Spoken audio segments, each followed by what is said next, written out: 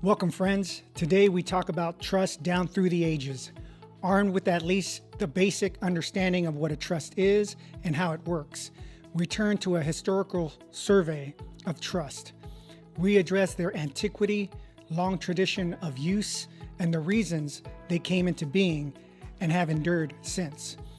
The earliest known writings are tax documents, and trusts date back to at least the time of the Egyptian pharaohs. The Bible documents the issue of inheritance when Esau sold his birthright to Jacob. This implies a formal arrangement existed in those days. We do not have details about these contracts though. Around 400 BC, Plato used a trust to form a sovereign university in Greece. In ancient Rome, only citizens inherited property.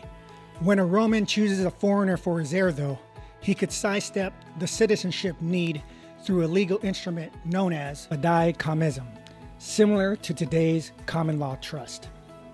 This fideicommissum served one purpose and lasted only long enough to help the transfer of property. It shows the need of a landowner to have trust in another person to carry out the landowner's will after his death. Many examples of this procedure are in the Roman judicial records. Church versus king.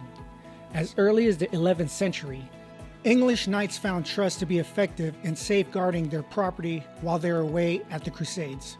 Without this legal protection, they soon found the king was all too willing to confiscate their property to finance wars and other projects of his own. In response to this royal thievery, the warriors installed the church as trustee of their property during their absence. The royal courts of chancery enforced the laws of trust. The Mortmain Act of 1279 AD forbade the church from owning land, and certain orders had taken vows of poverty. Those who wanted to give land to the church could do so only through the use. Thus, a third party held the title and served under bond to handle the land. Today, this third party is known as a trustee. Scholars of the medieval English land law note the religious bodies were among the first to employ the use extensively. Massachusetts Trust. When the English colonized North America, the use changed into the trust, and the colonists brought the idea with them. They further developed the idea by devising the Massachusetts Trust, which is almost synonymous with a business trust. They did this in part because it literally took a special act of Parliament to secure a corporate charter to acquire and develop real estate. Some trusts currently in the United States have existed longer than the country itself. They provide benefits to countless heirs beneficiary as well as many communities.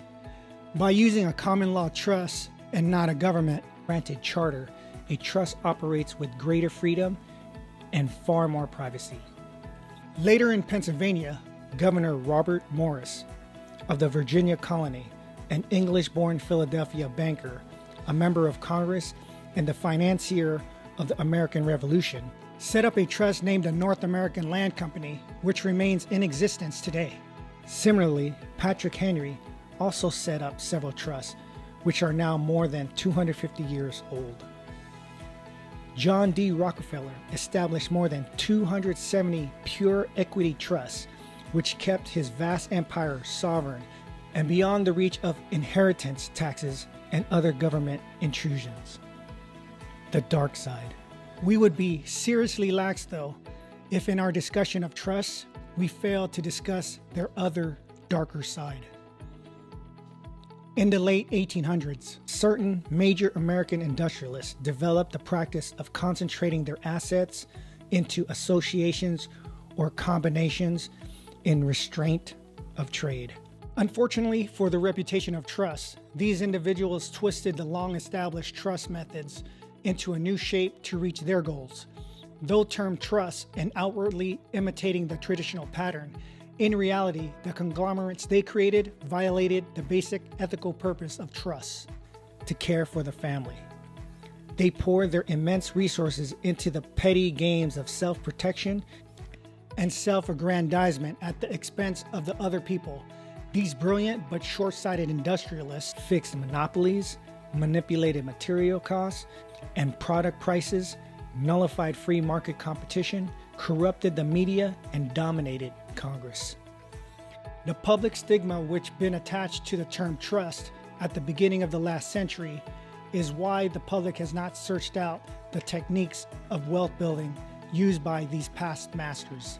Some assume the reason attorneys lack information about the common law trust is the wealthy who control the curriculums have no motive to share their strategies. The knights of Old English used their trust defensively as impenetrable shields against the king. The robber barons of Wall Street turned theirs, though, into weapons to clobber the competition. Although we cannot quote an exact source about the term common law, we could assume that common means to share, as in common good. We have all heard the term feudal overlord. That is the leader or the overall landowner. The term landlord comes from this tradition. The idea of any trust is to provide the financial basis so the family members can contribute to society from a position of security instead of uncertainty. Those who have built up this family power base for generations are those who are in power today, for generations to come to be in a position to manage to the common good. Families must set the foundation now to have enough leverage in the future to be of benefit to this world. Found hidden in the antiquity of history is one of the hottest political footballs of all time. This subject remains questionable even today. Without bringing it to your attention, though, you would miss the background of what compels the super rich to use trusts. If you found value in this content, hit the like button. Till next time, take care.